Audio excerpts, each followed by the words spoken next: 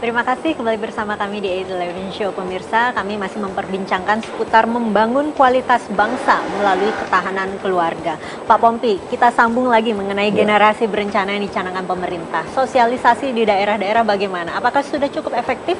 Ya memang kalau bicara efektivitas belum terlihat secara real ya. Tapi kalau kita lihat respon saja dari masyarakat, terutama generasi muda ini, entusiasmenya cukup menarik gitu ya, cukup baik gitu. Tapi ya masalah efektivitas daripada hasil ini kan harus kita lihat setahun atau 3 tahun kemudian gitu. Nggak bisa langsung instantaneously kita bisa melihat gitu hasilnya.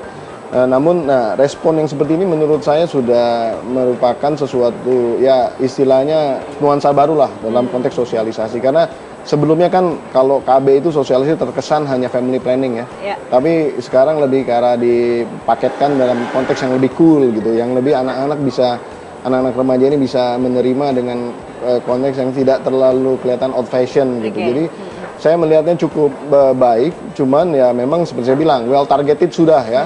Tapi well implemented ini yang menurut saya masih memerlukan sinergi ya, dari tidak hanya tentu BKKBN tapi juga basis-basis kementerian di pemerintahan yang lain, misalnya Kementerian tapi Kesehatan. Kalau dari pendekatan itu sudah cukup mendekati Kalau dari gagasannya, kemudian dari basis-basis apa yang disosialisasikan seperti anti narkoba, penundaan pernikahan gitu dan lain itu sudah mengenal lah ya. Dan ini memang sudah cukup dipahami oleh generasi muda. Tapi kan kita lihat nanti apakah himbauan-himbauan itu kemudian terserap oleh masyarakat. Nah, kalau kemudian efeknya tidak ada ya kita harus melakukan strategi baru gitu.